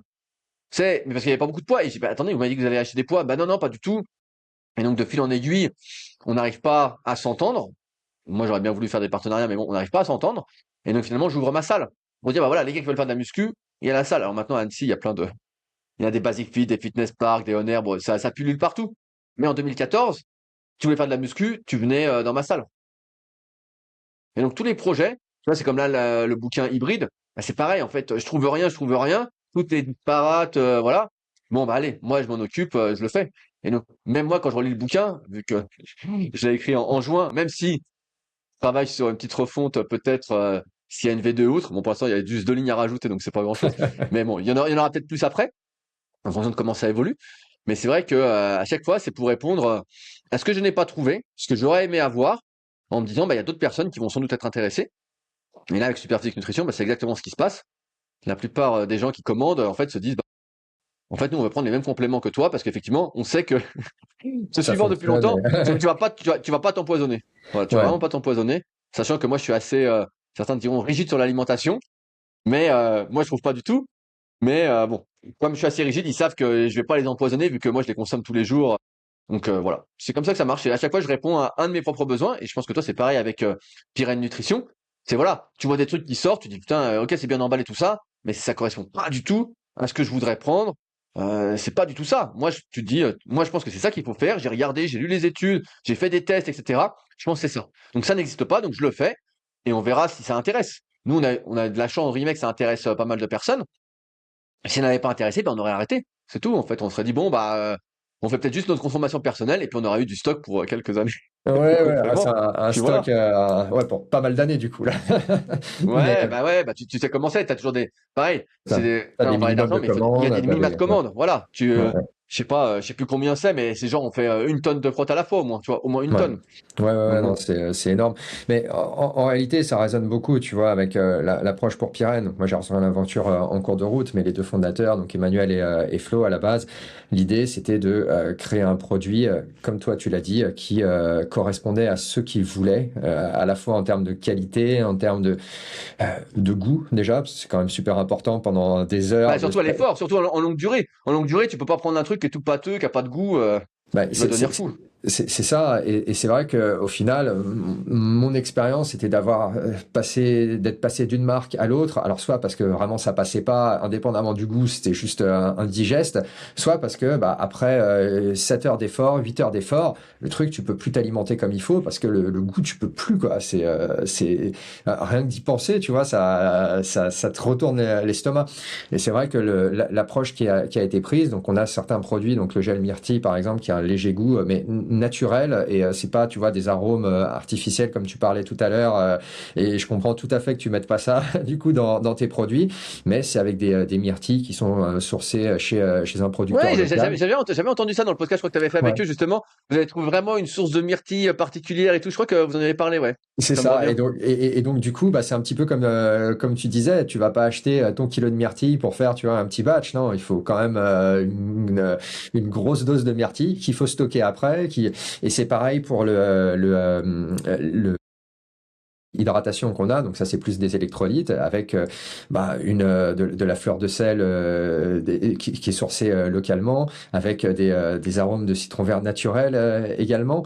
Et en réalité, quand tu veux faire les choses bien, bah, c'est quelque chose qui n'est pas si évident à trouver quand tu veux avoir des produits qui sont pas délétères sur le long terme, parce que ce soit dans ta pratique, que ce soit dans ma pratique, on en consomme tellement que on veut quand même essayer de limiter un petit peu le nombre de choses un peu dégueulasses qu'on va se mettre dans le corps, disons. Bien sûr, non, Et, non, et- mais ouais, j'ai jamais écouté ton podcast, justement, où tu interviewé les deux fondateurs, et je me souviens de cette histoire de myrtille, et c'est là que tu te rends compte que tu peux pas industrialiser vraiment la qualité. En fait, à un moment, quand il y a beaucoup, beaucoup de volume, c'est pas possible. Nous, c'est aussi ce choix-là de pas vouloir trop grossir, etc., pour garder vraiment la qualité, parce qu'à un moment, la matière première, elle n'existe plus, quoi. En fait, au bout d'un moment, il y en a plus. Donc, tu peux pas non plus faire de la méga qualité et une énorme quantité. Donc je comprends très très bien ce que tu dis. Bah, et t'as ça, et Avec, puis après, t'as aussi tout le contrôle de la chaîne de production finalement, où bah, voilà, en fonction du produit, en fonction de l'approche que tu prends, t'as plus ou moins de contraintes. Ça peut être même juste du stockage finalement, si on parle de quantités énormes. Mais en fait, moi, ce que j'en retiens finalement, c'est que t'as quand même créé un écosystème au final autour de ta marque, donc Rudy Koya, et après, bah, Super Physique, la salle de sport, le gym, la nutrition, et que c'est quelque chose qui bah, voilà, permet finalement à ta communauté de rester un petit peu, tu vois, dans ton écosystème, en ayant le support par rapport à leur pratique, en ayant le support par rapport à leur nutrition. Ceux qui veulent aller vers plus quelque chose d'hybride, bah, tu les accompagnes aussi par bah, le produit que tu viens de voilà, commercialiser qui le est livre libre. ou du coaching. Après, tu sais, tout ça, parce que souvent, tu sais, les gens, si tu lis des biographies, autobiographies, ils disent, ouais, j'ai tout calculé, j'allais faire ci. Moi, ce qui s'est passé, c'est que j'ai rien calculé de tout ça, en fait. Tout s'est fait très naturellement. Et je crois, j'espère en tout cas, que les gens qui me suivent ou qui me font confiance, en fait, bah, se rendent compte de ça. C'est pas du tout un calcul ou prémédité. En fait, tout se fait. c'est comme quand je lance la formation à Annecy avec ABD Formation. En fait, ça fait des années que je forme sur Internet. J'ai donné un peu de cours en BPGEPS dans une autre école et j'ai dit, bah, j'aimerais bien avoir le mien en fait. Et mais c'est pas pour ça que je m'étais dit, ah ouais, bah super, dans l'écosystème, c'est ça qui manque. Ou... En fait, à chaque fois, je pense, de la chance depuis le début, c'est que tout ce que j'ai envie de faire s'imbrique naturellement dans ce que j'ai déjà fait. Tu vois, et alors certains diront, c'est des opportunités parce que tu as fait ça, donc ça donne l'idée de ça. Mais il n'y a pas du tout de préméditation en disant, je vais agrandir l'écosystème. Pas du tout. Et pendant des années, des fois, je me disais, bah, quand j'avais un podcast qui s'appelait Leadercast, que j'ai arrêté depuis, il y a des fois, pendant 6 mois, j'avais aucun projet, quoi. Moi, je sais pas. Et puis d'un coup, tu as un truc qui te tombe, tu dis, ah tiens, j'aimerais faire ça. Donc, pareil, là, avec le bouquin, bah, il y a pas mal d'idées qui me viennent sur justement le coaching, des formations, ou même d'organisation de stage. Je réfléchis pour plus tard, parce que maintenant, je suis sur le bouquin. Mais l'idée, c'est, encore une fois, c'est pas forcément de faire un écosystème, c'est juste, mais tiens, j'aimerais bien faire ça. On voit si ça prend pas, bah tant pis, si ça prend, génial, quoi. Et après, comme tu le sais, si tu plein de projets, bah, tu es obligé d'en lâcher d'autres, quoi. Tu es obligé de moi, je me recentralise progressivement en abandonnant certaines choses, mais tu es obligé au bout d'un moment. Bah, tu as des projets qui ont de l'attraction, tu en as d'autres qui, voilà, au bout d'un moment, ils ont fait leur vie et il n'y a pas nécessairement une suite. Mais je pense que souvent, c'est assez négatif quand on parle d'opportunisme ou de saisir une opportunité. Mais en réalité, enfin, pour moi, la vie, c'est une question justement de se mettre en position de saisir des opportunités et des bonnes opportunités si possible. Et ça tombe pas du ciel. C'est juste que tu fais quelque chose, tu te mets en position de s'il y a quelque chose de bien qui passe, peut-être creuser un petit peu et puis ça mène peut-être à autre chose. Et je pense qu'en réalité, c'est ce que tu disais, avant tout, tu as répondu à un besoin que tu avais, à une attente que toi-même tu avais. Et bah, vu que t'es pas finalement différent et comme moi, différent des gens qui nous suivent, bah, ça parle peut-être aussi à pas mal de personnes. Ça résonne beaucoup chez d'autres personnes et ça permet justement de poursuivre ces projets-là. Je pense que c'est quelque chose qui est assez cool et souvent on minimise un petit peu le travail des gens en disant oui bah voilà il est là il a fait ça et tout et en fait les opportunités elles tombent pas du ciel. Je pense qu'il faut être bien positionné pour les Ouais, saisir mais c'est ouais, beaucoup de et puis à chaque travail pour fois, arriver là. c'est pour ça que j'ai parlé du bouquin, on se rend pas compte en fait du travail, on se dit ouais bah faut écrire, mais pas du tout, il y a tellement de choses à penser. Tous les jours, je réfléchis, je me dis bon, comment je peux le faire connaître? Qui est-ce que je peux contacter? Ok, est-ce que je peux mettre un budget? Est-ce que je peux mettre de budget? Qu'est-ce que ça va rapporter? Qu'est-ce que ça rapporte pas? Parce qu'encore une fois, c'est un livre, hein, donc c'est pas. On va pas Je s'enrichir sais. avec ça normalement mais Voilà, voilà, à moins que j'en vende des millions, mais ouais, ça m'étonnerait, sait-on jamais. Mais à chaque pourquoi, fois, je me dis voilà, comment je peux faire? Et c'est vrai que, après, on en parle un peu en antenne, c'est vrai que beaucoup ont tendance à minimiser un peu. Moi, pendant des années, j'ai dit que j'avais pas fait d'écart alimentaire. Vraiment, je suivais ma diète. À Noël, je suivais ma diète tout le temps. Et t'as plein de gens à l'époque qui disaient c'est pas possible, il nous prend pour des cons, c'est un menteur, tu sais, ils se foutaient de ma gueule. Puis maintenant, avec les années, comme ça fait plus de 20 ans que je suis là, ils disent, ouais, bah, au début, ils me foutaient de ta gueule, et puis maintenant, je suis admiratif. Ah bah, je dis, ouais, je dis, bah, je comprends très bien. Si moi, je disais ça, personne ne me croyait. Je dis, bah, si. Si c'est pour ça aussi que je suis, entre guillemets, aussi bien physiquement, c'est qu'en fait, tous ces efforts, que j'ai faits, au bout d'un moment, ils sont ancrés, et c'est facile pour moi d'être bien, quoi. En fait, parce que j'ai toujours tout fait pour être bien. ouais, non, ça me fait penser à un livre que j'ai lu récemment qui s'appelle The Compound Effect, alors Ouais. je me souviens plus C'est de l'effet l'auteur. composé. Ça C'est doit être l'effet exactement composé ça. en Et en français. fait, c'est une idée. Alors, ça te révolutionne pas ta manière de penser, Non. mais c'est juste que sur une durée suffisamment longue, le fait de faire des petites choses au quotidien qui deviennent des habitudes, bah, ça va créer une sorte de cercle vertueux qui, à force, va créer voilà, une sorte d'effet boule de neige qui au bout d'un moment, bah voilà, ça crée une véritable différence par rapport à celui qui n'a rien fait ou celui qui, à l'inverse, s'est totalement laissé aller. Et en réalité, c'est des petites choses à mettre en place au quotidien, que ce soit voilà, pour l'entraînement, pour le côté plus business, qui après X années, et toi, ça fait vraiment un moment que tu es dans le game, donc je pense que tu vois vraiment, du coup, et c'est ce que tu disais à l'instant, la différence, bah, c'est un retour positif qui ne tombe pas du ciel. C'est beaucoup de travail, mais ça vaut la peine au final. Ouais, c'est l'accumulation de chaque jour. C'est ce que je dis. En fait, pareil, je finirai peut-être là-dessus, mais en fait, moi, je prends pas de vacances. Donc, je travaille 7 sur 7. Depuis tout. La seule fois où j'ai arrêté, c'était en 2011, quand j'ai été voir Monsieur Olympia à Las Vegas, donc champion du monde de bodybuilding professionnel, parce que la connexion déconnait. Mais donc, depuis 2011, ça doit être septembre, il n'y a pas un jour où je n'ai pas allumé l'ordinateur. Et tous les jours, je suis devant l'ordinateur, tu sais, c'est comme l'écrivain, on dit, ouais, comment vous faites? Pour retrouver l'inspiration, il dit, tous les jours à 9h, je suis devant l'ordi. Et moi, bon, j'y suis un peu avant, mais tous les jours, je suis en train de faire quelque chose. Tous les jours, je me dis, bah tiens, tu peux bosser sur ci, tu peux bosser sur ça. Ah tiens, bah ça me plaît pas. Ou tiens, j'ai une idée, ou j'écoute un podcast, par exemple, ce que tu fais, ou je regarde tes vidéos, et je dis, tiens, là, c'est pas mal le plan de vue qu'il a fait, ou comment il a fait, ou comment il met derrière. Et à chaque fois, en fait, ça me nourrit. Et donc, tous les jours, en fait, je suis un peu au travail, même si j'essaye de pas avoir des grosses journées, même si là, avec le bouquin, je suis un peu sous l'eau. J'essaye à chaque fois tous les jours, même le dimanche, donc des fois, ça plaît pas forcément, mais c'est mon rythme de vie, tu vois, c'est mon rythme de vie. Et j'aime bien travailler un peu tous les jours, me dire tous les jours, je fais un petit truc qui va m'aider, un petit truc en plus pour concrétiser la vision que je pourrais avoir. Bah, c'est la constance, la consistance dans la durée, comme les anglo-saxons diraient, juste show up every day. Et au final, ouais, c'est quelque chose qui te permet d'être là où t'en es. Et, c'est assez cool à voir que le travail finit par payer. Donc ça fait toujours plaisir.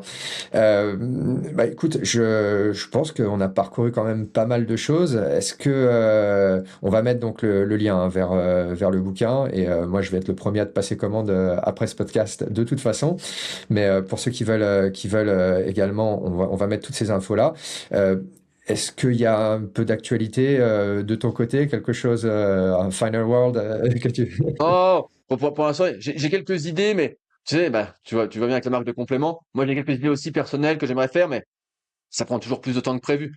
Comme je disais, j'ai quelques idées de contenu encore plus spécifiques sur l'Irox que j'aimerais vraiment partager, tout ça. Mais bon, là, je suis sur le bouquin, donc ça prendra un peu de temps.